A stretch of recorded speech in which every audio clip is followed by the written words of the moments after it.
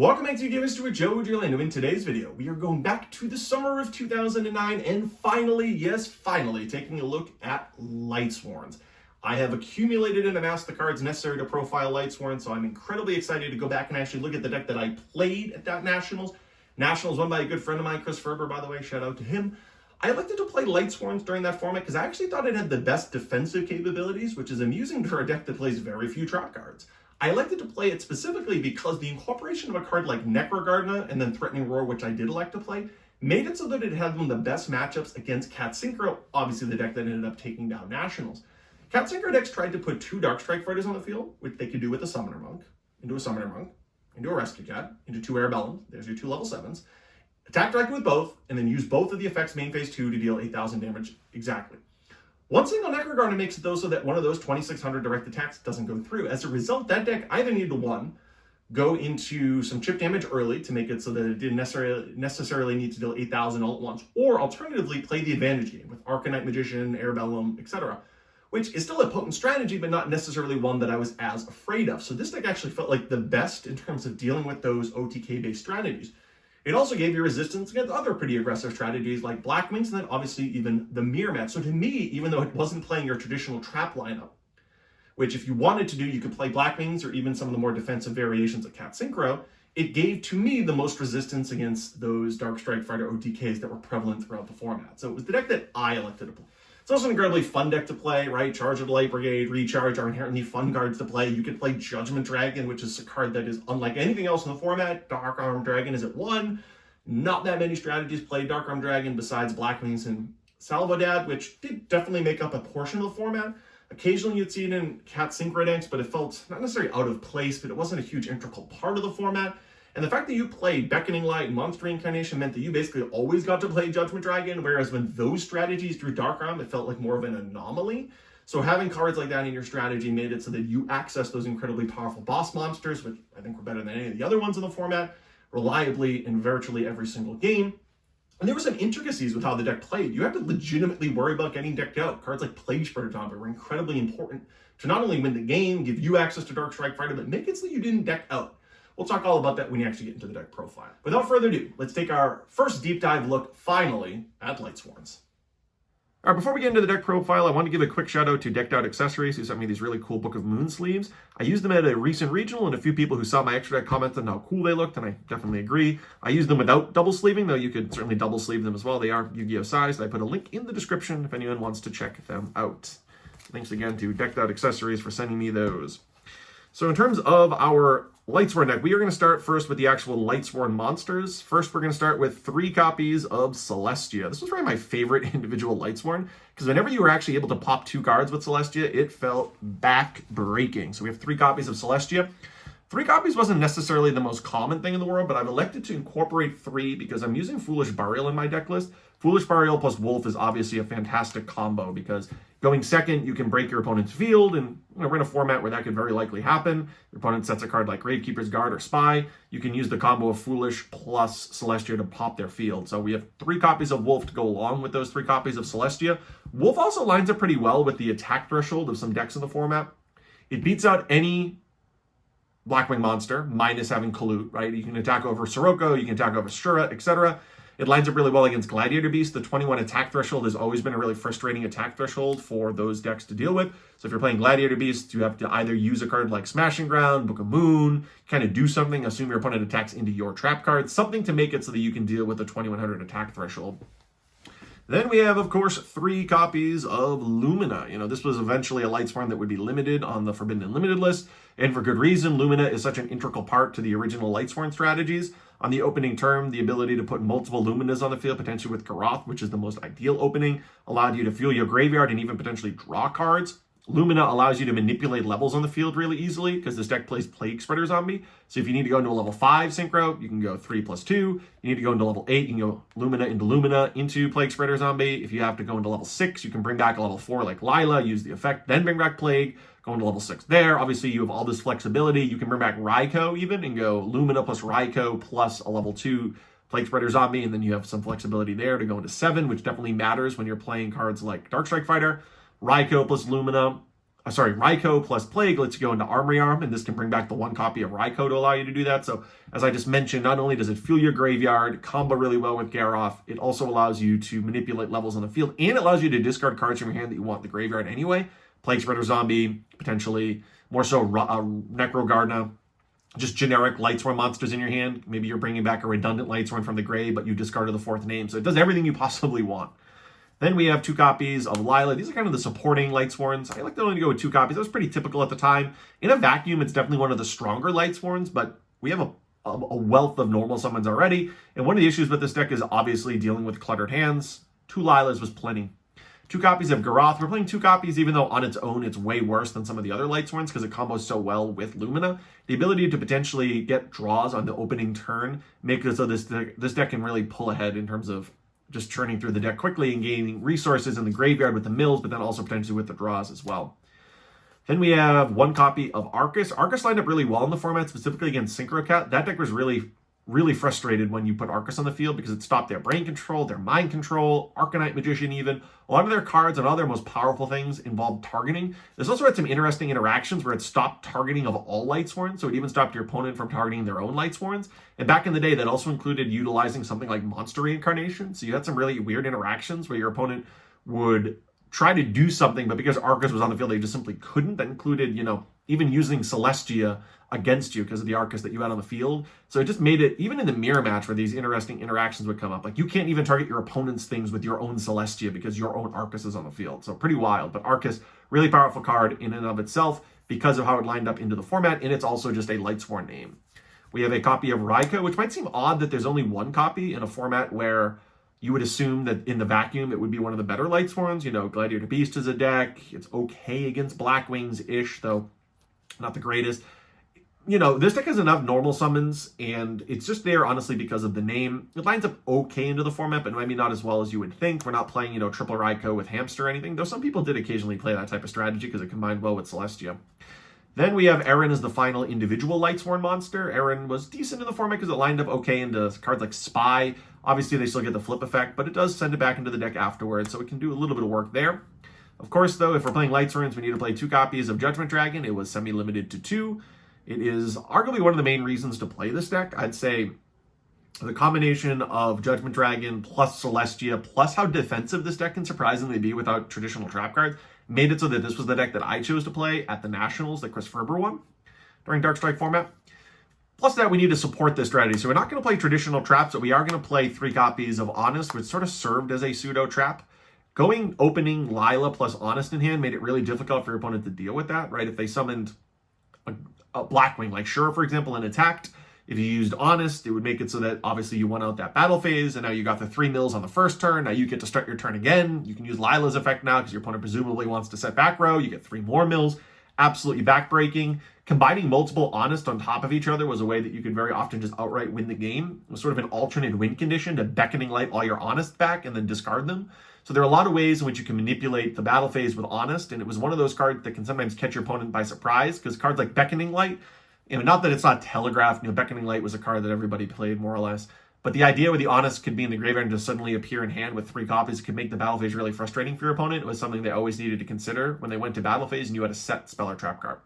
So 3 copies of Honest. It is another one of the Lightsworn cards that would eventually be limited. Then we have 3 copies of Necro Gardener. These are sort of the ideal mills. Necro Gardener does so many different things in this format. One is a dark monster with enough or less enough attack for your Crush Guard Virus, which is a card that we are electing to play, even though it might seem odd, but so far we only have 3 targets. It gives you resistance against some of the aggressive decks like Synchro Cat, for example. One single Necro Gardener makes that really swift battle phase that the Synchro Cat player tried to do, where they attack directly with both Dark Strikes with the intention of shooting them both off in main phase 2 to deal exactly 8,000 damage. Well, one single Necro Gardener ruins their plans. They need to do some other type of sequencing, maybe add another monster to the field, or only do a certain amount of damage, play for the advantage game, and if your opponent has to play the advantage game with Synchro Cat, all of a sudden cards like Arcus line up really well against Arcanite Magician. It also gives you resistance in the mirror match, where sometimes you could worry about your opponent just dropping their big monsters like JD and Celestia. So it had tons of value there. It was an awesome discard off Lumina. Obviously, with Wolf, it gives you 6 incredibly ideal mills. You can even argue 7 because of Plague Spreader Zombie. But it lined up really well into just about everything that you would look for in this format. It's also a card that you could put into the graveyard during the battle phase through Beckoning Light, right? You discard your hand, bring back a bunch of Judgment Dragons, Honest, Celestias, powerful light monsters, and you put Necrogarna in the graveyard, so now it acted as a pseudo-threatening war. How great is that? So Necrogarna, one of the absolute best cards in this deck in terms of its flexibility with milling. If you can combine it with the discard outlets, it's really, really an important card in this deck. One of the main reasons to play this deck, another card that was limited in this particular strategy. Finally, the other really ideal mill is Plague Spreader Zombie. Plague also does literally everything you would want in this deck. It's a crush card target. It gives you access to the extra deck, which means it is your access point besides cards like Brain Control and Monster Reborn to Dark Strike Fighter, because you can combine it with Celestia, which is a level 5, to just naturally go into Dark Strike Fighter. In addition to that, you can stack your deck with cards that you would rather mill.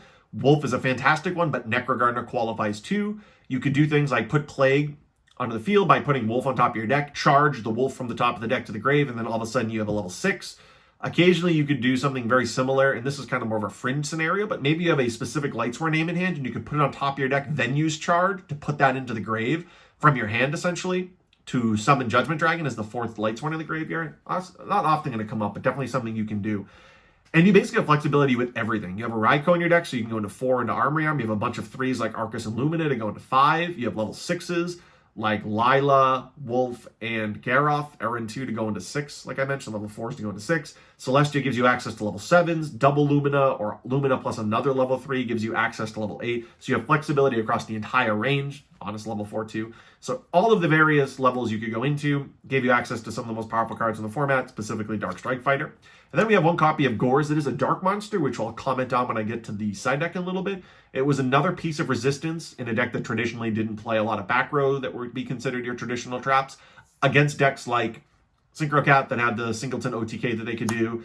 Against a lot of those aggressive strategies where you're worried about just outright dying, Gores is a phenomenal card. It also gave you, in combination a little bit with Necrogarna, this unique aspect of the mirror match where people literally decked out. It was a very common thing where you would deck out if you didn't manage your resources well. It's not like we could just link everything off to get rid of the cards on the field that mill during the end phase. There are ways where you could synchro some of them, but Judgment Dragon's going to sit there. Cards like Necro and Gores made it so if your opponent made a too aggressive push, you could just outright sort of fizzle the battle phase and then deck your opponent out. And if you could combine Gores with Necro and then maybe a threatening row on the next turn, all of a sudden your opponent's Judgment Dragon is going to just outright deck them out.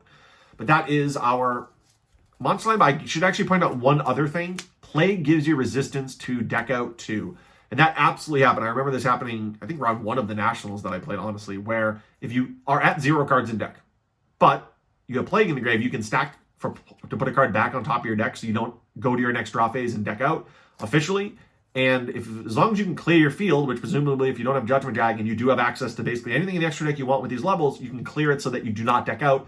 You get that battle phase, you get the last card off the top of your deck that you stacked as a draw phase, and then you have another battle phase, so it's really important there too, because Plague even gave you resistance against one of the ways you could lose, which was deck out. The spells were arguably one of the main reasons to play this deck, which will also incorporate some of the cards that were eventually limited. We had, of course, 3 copies of Solar Recharge. We had 3 copies of Charge of the Light Brigade.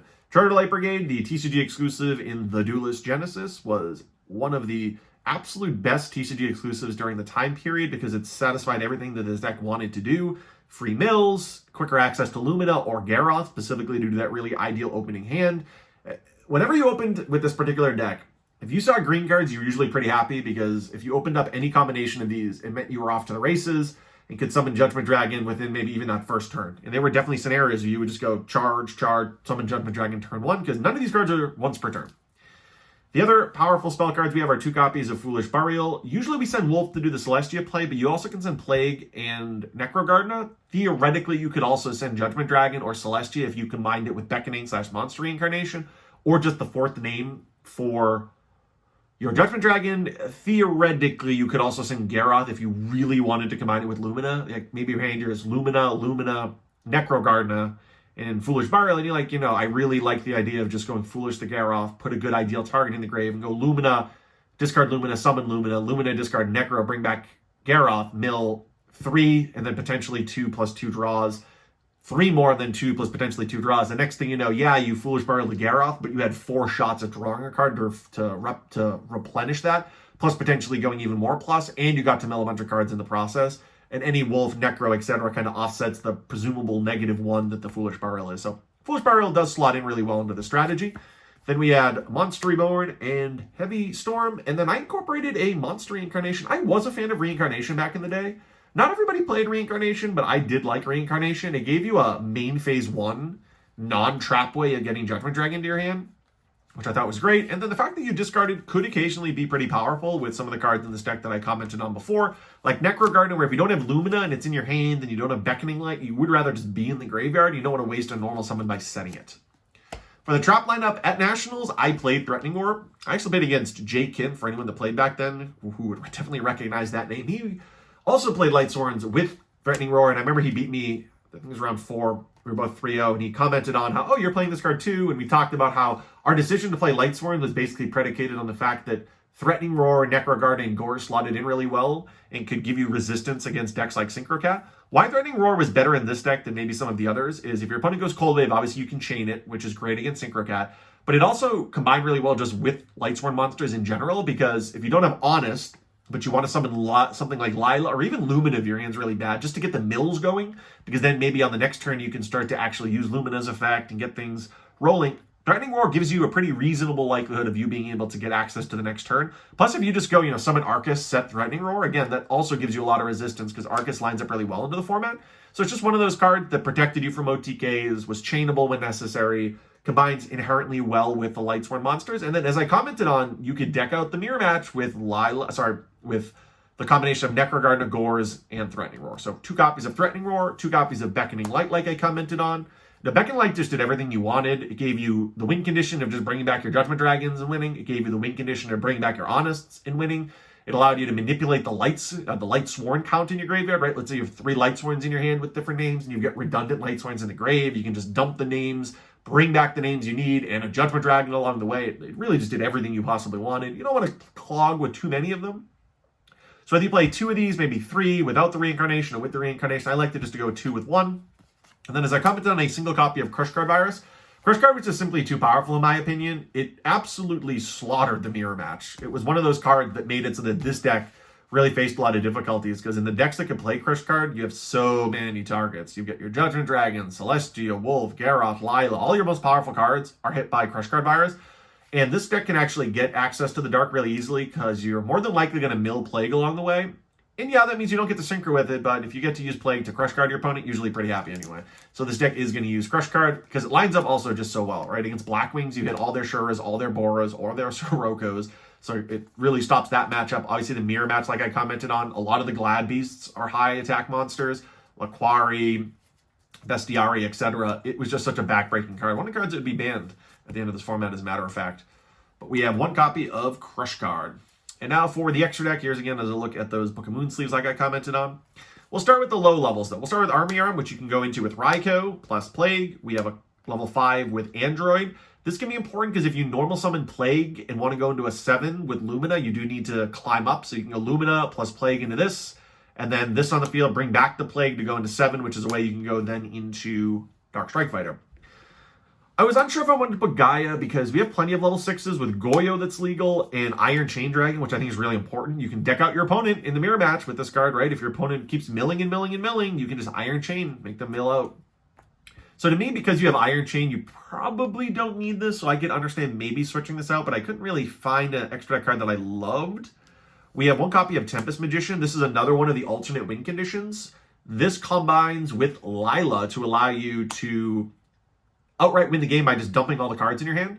This is one of the cards that was probably one of the most misused cards during this period of Yu-Gi-Oh's history because, for example, in Teledad format, not everybody played this, which made no sense because Breaker was legal. I can't even begin to tell you how many games that I won during this time period from when this card was released in Crossroads of Chaos, where my opponent would just pick up the card and go, huh, that's an interesting card, because it kind of just looks like a Magician-themed card, but it's actually a generic-ish card where you need any tuner and then a level 4, well, I'm used to saying level 4 because you're basically only playing level 2s like Plague and Krebons during this time period.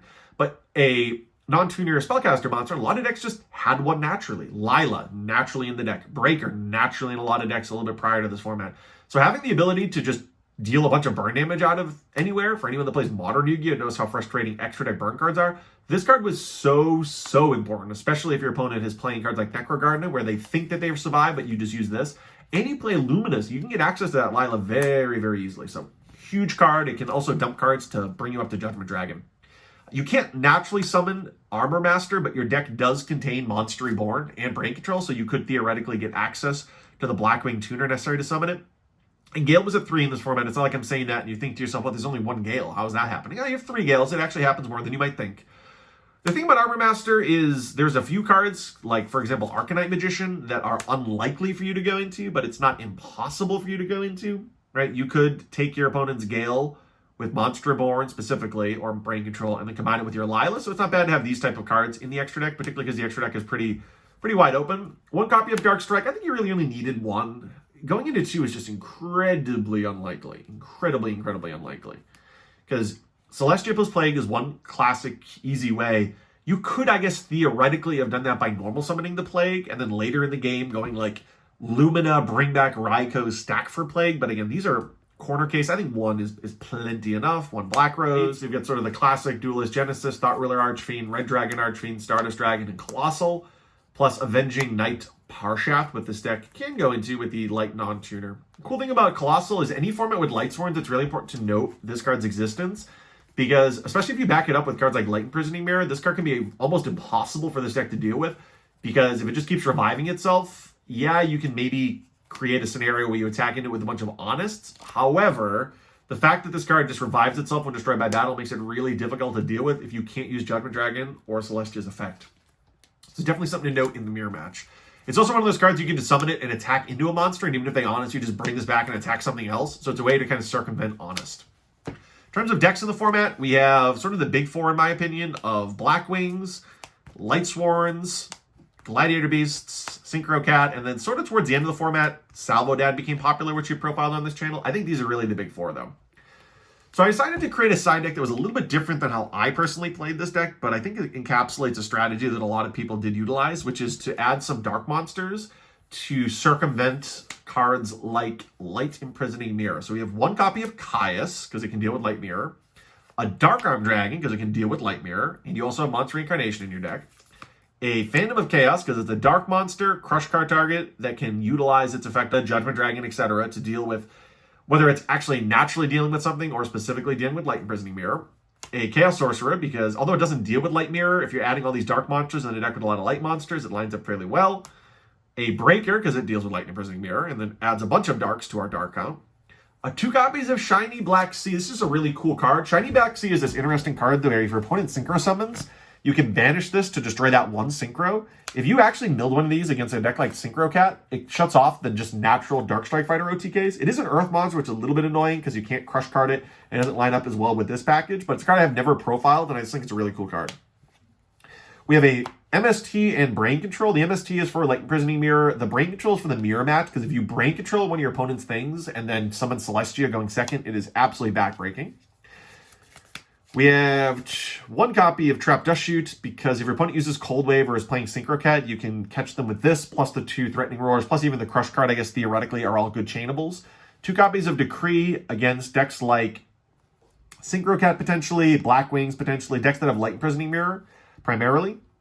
Because, again, if you're playing Lila, Raikou, Celestia, having Royal Decree can be really great. This last card is a little bit controversial. This was something that people actually did. I don't know if it's what I would do if I necessarily went back to play Nationals, even with what I know now, but it was a really cool idea. It's going to seem odd at first, but I'm going to put down 3 copies of Light Imprisoning Mirror.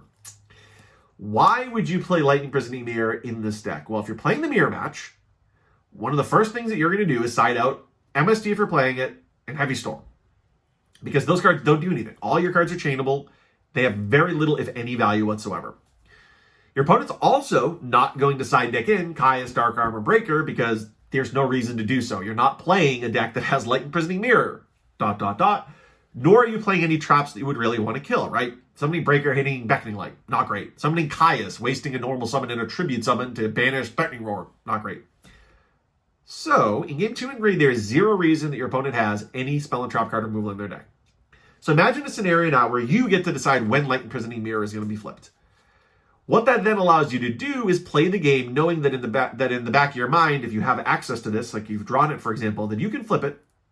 And then all of a sudden, if you were able to establish a field with big monsters, for example, you just summon Celestia or Judgment Dragon, not to necessarily win the game, but just to put it on the field actively, and then flip Light Imprisoning Mirror. Because it shuts off your opponent's ability to mill, it can be really difficult for your opponent to respond to that in any productive way, right? If they're sitting there just looking at their hand filled with Lightsworns and they're not yet to 4 lights, all of a sudden they just might outright lose because you put a big monster on the field. Same is true if you get Wolf on the field. You know, if you summon a Wolf, yes, your opponent can get their own Wolf on the field somehow, but it's not nearly as likely because Light Imprisoning Mirror just shuts everything off. So the fact that you could utilize this when you wanted to, when you have established the field presence and the attack thresholds necessary to do that, it made it so that this card just could suddenly outright win the game. And if your opponent sees it in game 2 because you milled it, now all of a sudden you can just side it out. Your opponent side decks in MST, Breaker, they keep in Heavy Storm, and now their game 3 strategy is completely compromised because this might not even be in your deck, and you could just side them out because it's not like this is an integral part of your strategy. You're putting it there to sneak a game and then put your opponent in the dark in game 3 where they don't necessarily know if you're going to keep it in, but they kind of want to hedge at least a little bit by putting in some resistance to it because it could just outright win the game. So it's one of the very interesting cards. It kind of goes along with the idea of Teledad playing Royal Oppression, where if you establish the field and set Oppression, your opponent's going to lose. Same is true in any format that's ever existed with Vanity's Emptiness, Royal Oppression, Floodgates like that. Yeah, this Floodgate cuts both ways, specifically this one over some of the others. But if you are the one that controls when it is activated, you can just outright win the game. But nevertheless, that's Joe Giorlando for Yu-Gi-Oh! History. Thank you for watching. Check back soon for plenty more Yu-Gi-Oh! content.